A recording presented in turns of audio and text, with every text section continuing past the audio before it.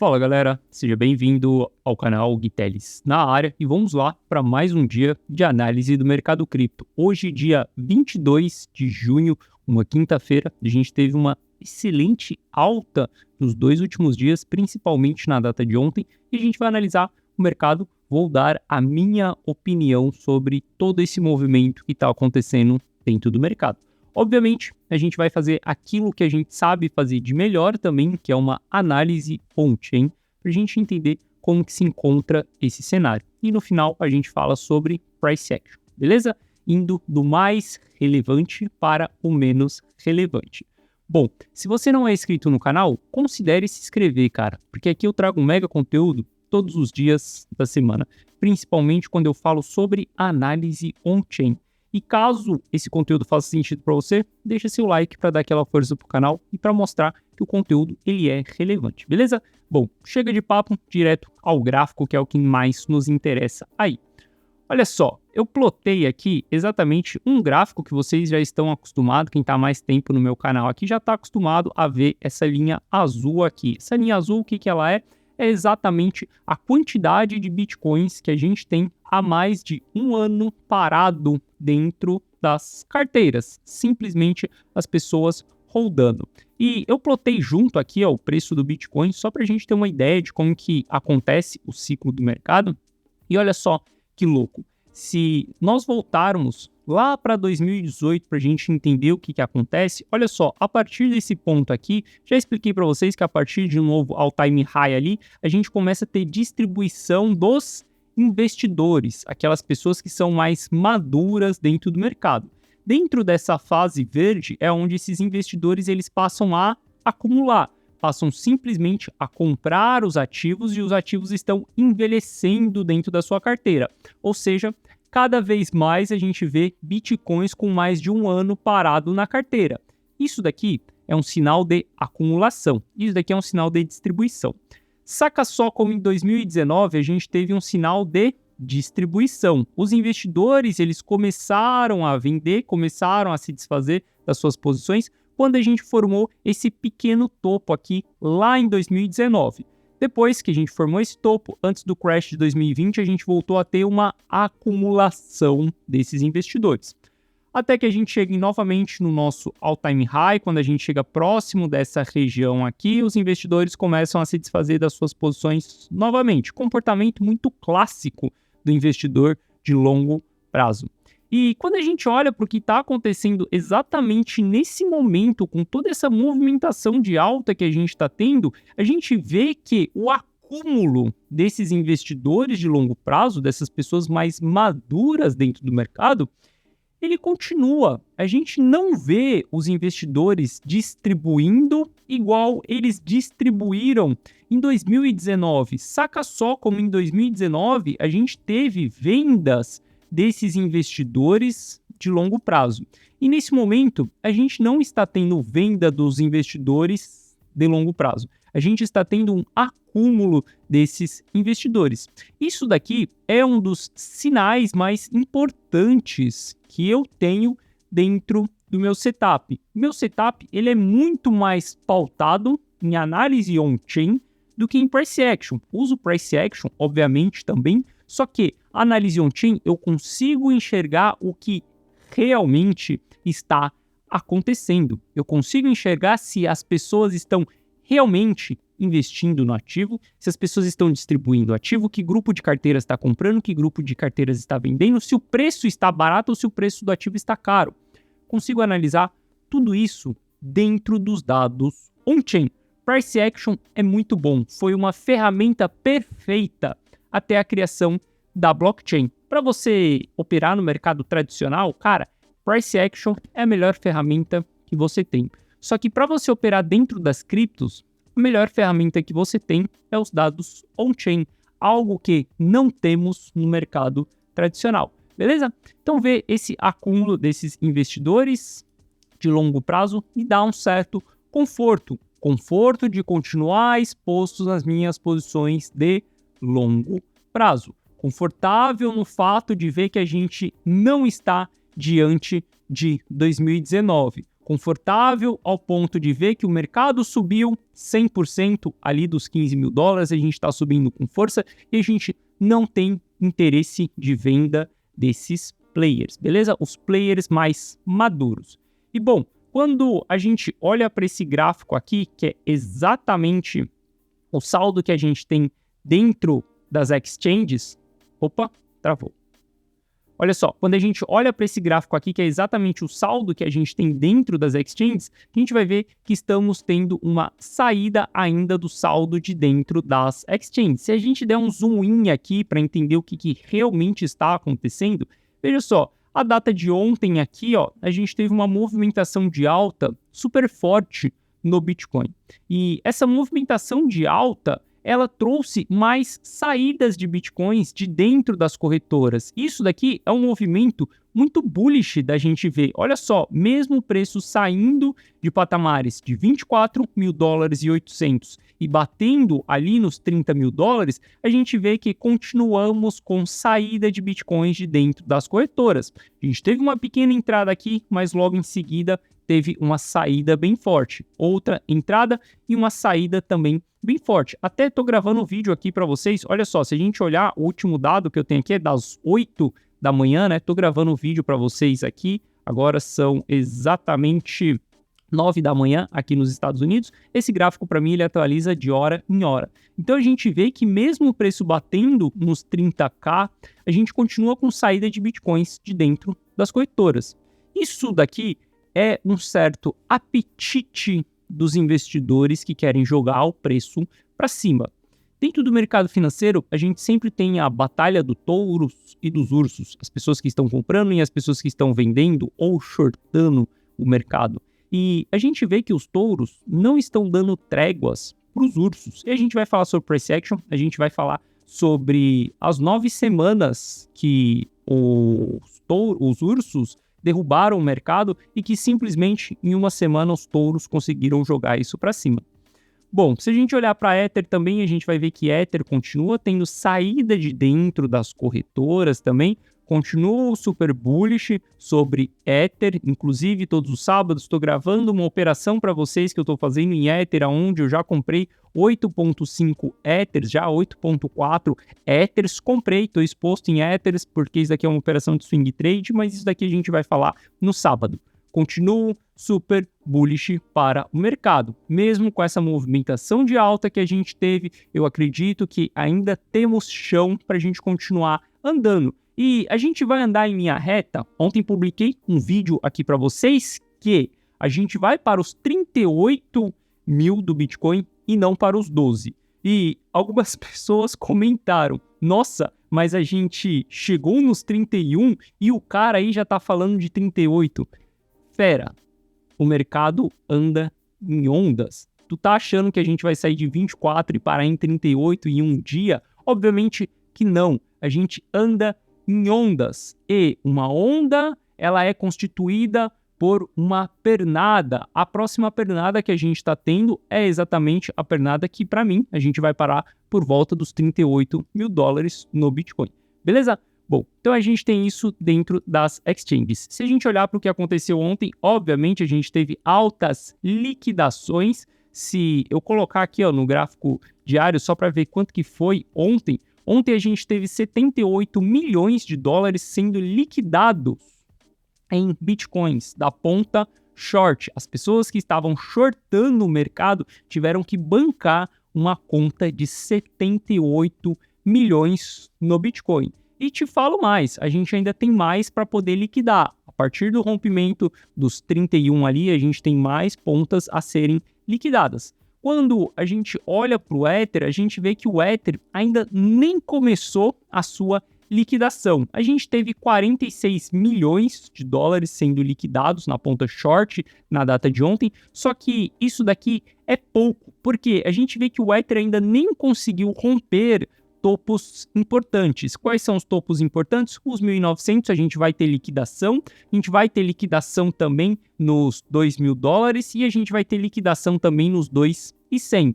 Como se a gente olhar para o Bitcoin obviamente ele já liquidou muita gente, agora o que ele tem para liquidar é exatamente a ponta que está acima do 31. Então eu vejo que a gente ainda tem até combustível para continuar subindo só por conta das liquidações. Obviamente, ontem a gente viu Bitcoin ganhando dominância, subindo, puxando o mercado e o Ether subindo um pouco menos. Só que existe uma trajetória desse mercado que ela é muito comum. É comum o Bitcoin subir primeiro, a gente vê o Ether subindo em seguida e depois a gente vê algumas altcoins subindo em seguida do Ether. Então eu acredito que o Ether ele ainda tem bastante combustível para ele continuar subindo aí nos próximos dias, beleza? Acredito que só o Bitcoin entregou uma alta relevante na data de ontem. E algo que me chamou a atenção na data de ontem, até saiu um post dentro do canal da BitGet, no Twitter, e também eu falei isso na análise dentro do canal da BitGet. Não sei se você sabe, mas todas as quartas-feiras eu sou analista on-chain da corretora BitGet. Todas as quartas-feiras tem uma análise minha lá no canal deles. E eu comentei sobre a stablecoin TUSD. Saca só, essa stablecoin, nem todo mundo tá ligado nela, inclusive eu não estava ligado nessa stablecoin, o que me chamou a atenção nessa stablecoin foi a data de ontem, beleza? Mas se a gente olhar para essa stablecoin, olha só, a gente vai ver que quando os bancos quebraram ali, a gente teve uma injeção de $1 bilhão dentro dessa stablecoin. E nos últimos dias aí, a gente teve mais uma injeção de $1 bilhão dentro dessa stablecoin. Isso daqui é um excelente sinal de que está entrando capital para dentro do jogo. Entrou duas porradas, são $2 bilhões que entraram através dessa stablecoin.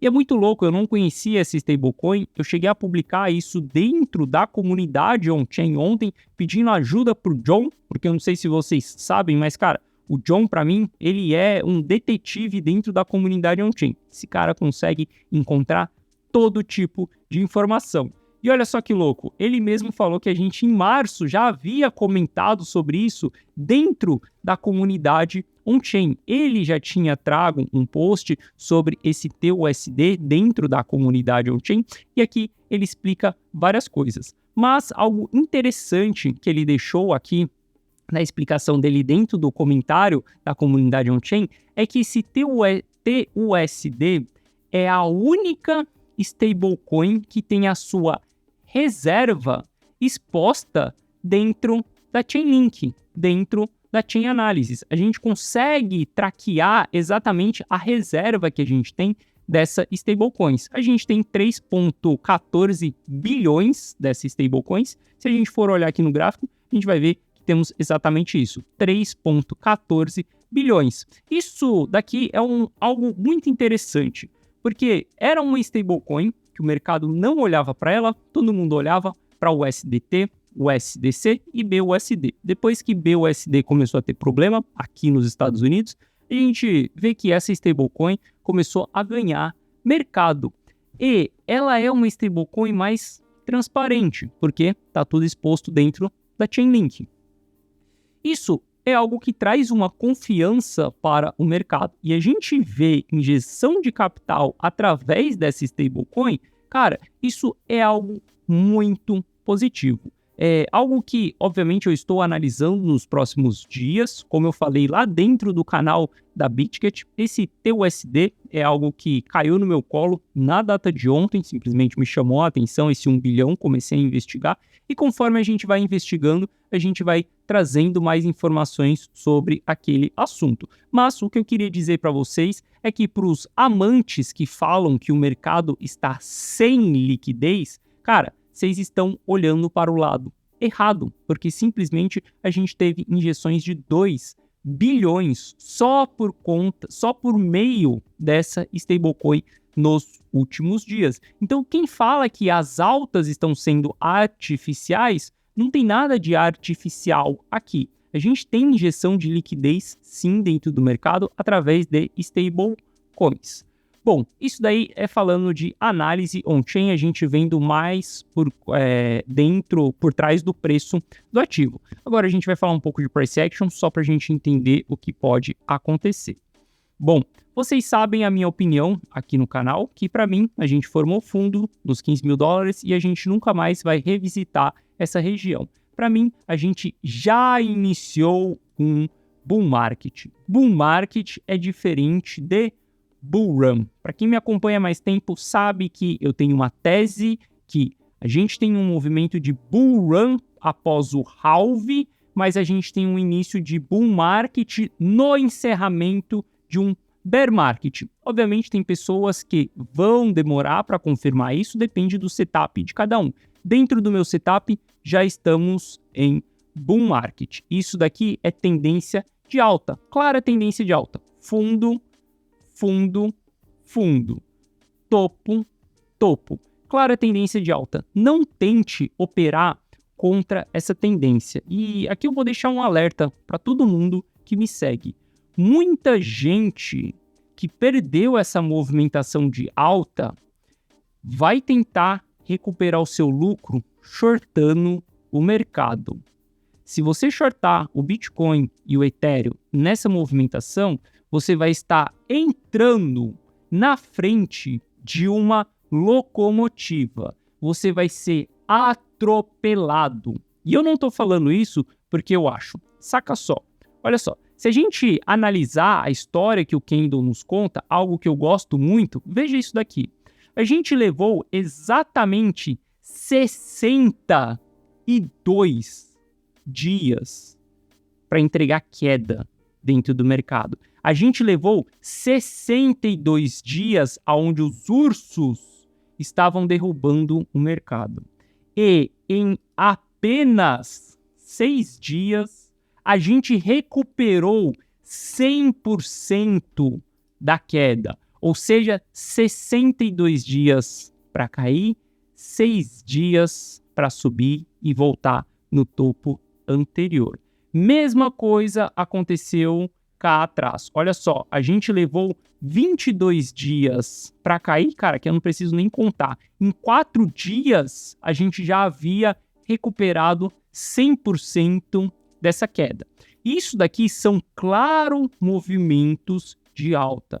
Claro, movimentos de tendência forte de alta. Se você olhar para o volume está arregaçando quando a gente está subindo e o volume diminui quando a gente está caindo. A gente volta a subir, o volume está arregaçando novamente. Entrar contra uma tendência dessa é simplesmente você entrar na frente de uma locomotiva. Não tente encontrar o próximo topo. É mais fácil você surfar a tendência, é mais fácil você operar a favor da tendência. Então, nesse momento, é mais fácil você estar comprado. Não precisa ser ganancioso em virar a mão. Por exemplo, o que é virar a mão? Mercado subiu, você está long, você está ganhando, e quando o mercado forma um topo, você quer shortar o mercado para você simplesmente aproveitar a queda, e depois você quer comprar long. A chance de você acertar todas as vezes, ela é praticamente nula, de você acertar 100%, porque não tem um indicador, não tem nada dentro do mercado financeiro que nos dê 100% de certeza, absolutamente nada. Então você fazer isso, cara, é muita ganância, você virar a mão. E se você está perdendo os movimentos de alta e você está tentando recuperar a perda, o que você deixou de ganhar nesse movimento de alta através de um short, você está operando contra o mercado, cara. E operar contra o mercado é a melhor maneira que você tem de quebrar, de ir para ruína. A gente já viu diversos players quebrando dentro do mercado, cara.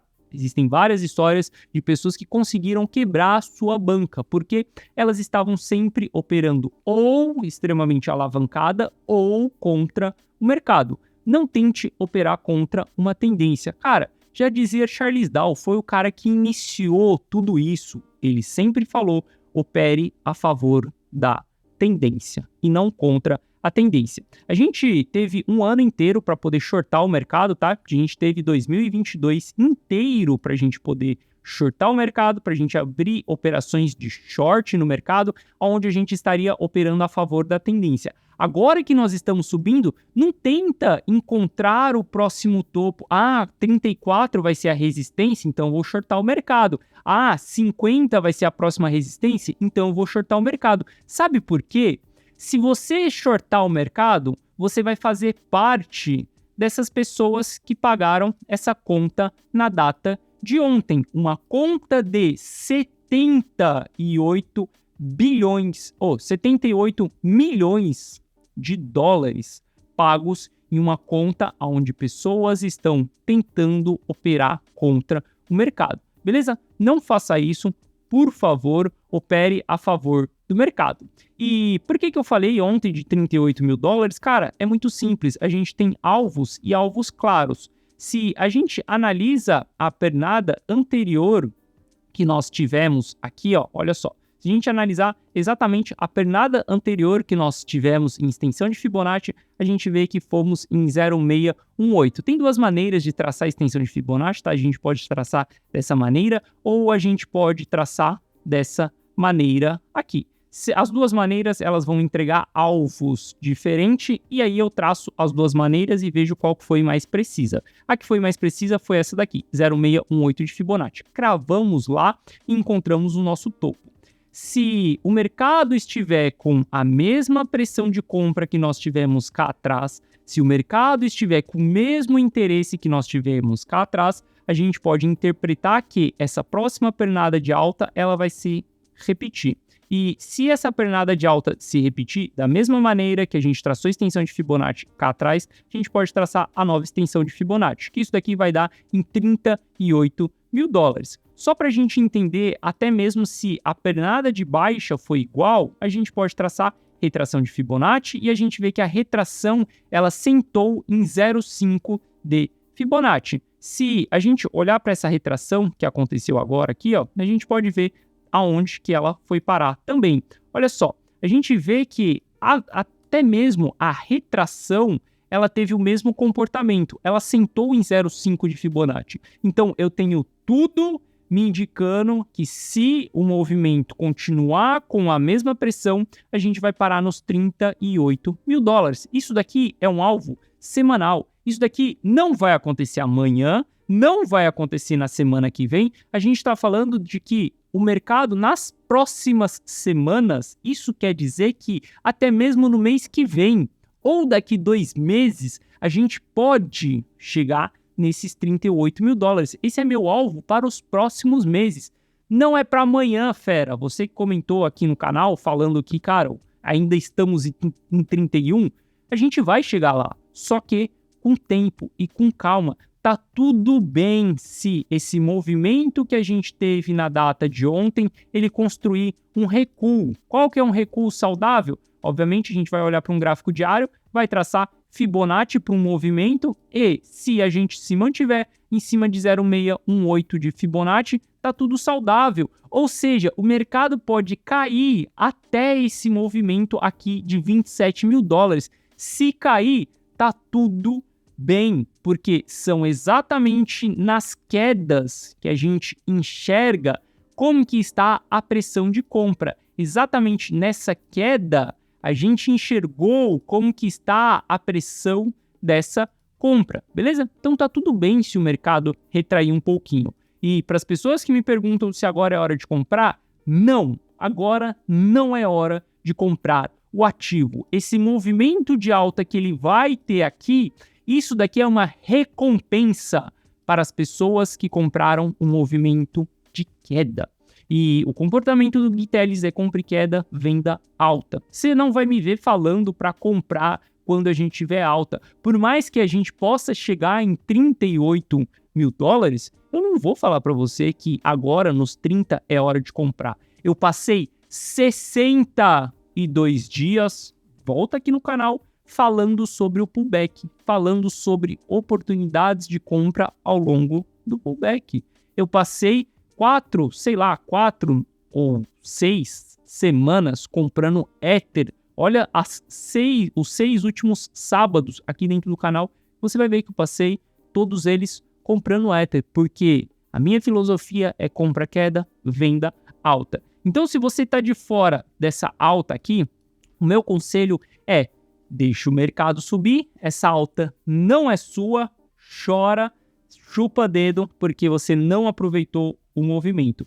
Quando o mercado encontrar o seu topo e o mercado começar a fazer o seu novo pullback, aí sim você aproveita esse pullback como você teve oportunidade cá atrás, beleza? Bom, se a gente olhar para gráficos mais curtos, por exemplo, a gente vai ver que os gráficos eles vão estar todos em regiões de sobrevenda. E quando a gente entra dentro dessas regiões de sobrevenda, obviamente a gente tem oportunidades de poder abrir operações vendidas ou poder se desfazer de posições, e a gente vê que o mercado ele criou divergências. A gente tem o RSI simplesmente lateral, quanto a gente tem os topos subindo aqui. Isso é uma divergência no RSI. Isso daqui é um sinal no meu setup para abrir operações de short ou para me desfazer de operações. Isso falando no curto prazo, tá? Isso falando de trade intradiário. Só que saca só, além de eu usar o RSI, eu uso o volume também para entender se eu posso abrir uma operação ou não de short. E através do volume, a gente não está vendo trégua para os vendedores. A gente está vendo um aumento no volume nas pontas compradoras. Olha só, a gente teve um aumento nesse volume aqui e em seguida, quando o mercado entregou o pullback, quando o mercado entregou retração aqui no gráfico de 1 hora, o volume ele foi decrescente. Quando a gente olha para esse outro candle de alta que a gente teve aqui, a gente vê que mais um candle de alta com volume super alto. Quando o mercado entrega novamente um pullback, a gente vê que o pullback ele vem sem volume. Esse candle aqui na data de hoje foi o primeiro candle de venda que teve um volume relevante. Só que mesmo tendo esse volume relevante, a gente vê que o mercado está sem força para poder derrubar. Ou seja, por mais que o mercado tenha subido muito e forte e ele precise entregar uma retração no curto prazo, nesse momento eu não tenho absolutamente coragem de shortar nem mesmo no intradiário. Intradiário, cara, a gente está falando de day trade, a gente está falando de operações super curtas. Nem nas operações super curtas eu tenho coragem de shortar esse movimento de alta que a gente está tendo, porque esse movimento está mostrando que os compradores estão com um baita de um apetite, beleza? Não tive sinal nenhum ainda de que a gente vai entregar uma grande reversão, por isso que eu também não abri operações de short ainda no mercado, no intradiário. E lembrando, você tem que saber separar intradiário, semanal, mensal, anual, você tem que saber separar, cara. Você pode ter várias carteiras, inclusive eu tenho várias carteiras. Eu tenho carteira de hold, de anos, tenho carteira de médio prazo, de meses, tenho carteira, cara, de simplesmente curto prazo, que são semanas, tenho carteiras diárias também, que são carteiras de day trade. Então você pode ter várias bancas diferentes, beleza?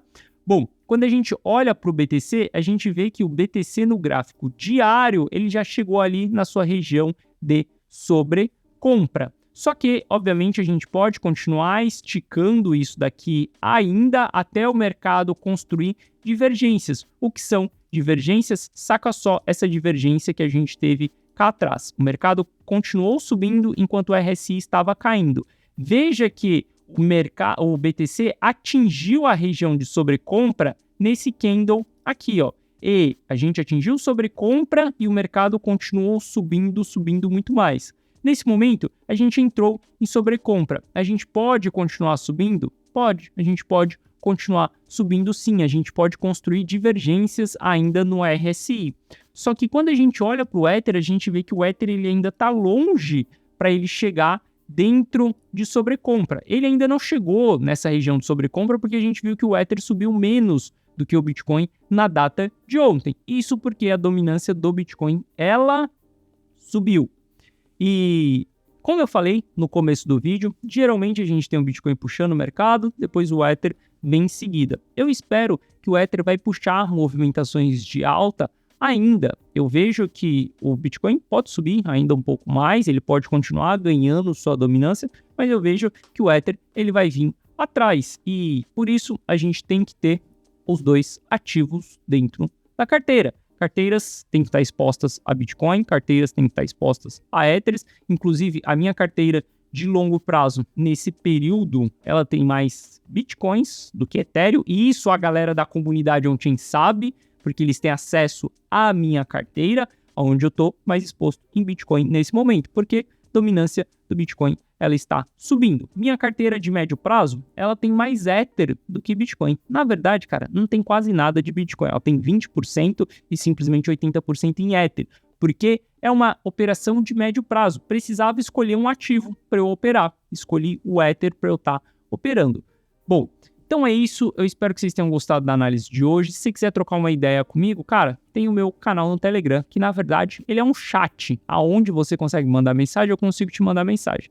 737 pessoas lá dentro, a gente troca ideia todos os dias, todo mundo contribuindo com análises para que todo mundo possa aprender ao longo desse processo, beleza? Se você quiser participar, link tá na descrição, é 100% gratuito. Bom, tamo junto, forte abraço e eu te vejo de volta aqui no canal amanhã, beleza? Se você gostou da análise de hoje, deixa seu like para me dar aquela força. Tamo junto e valeu!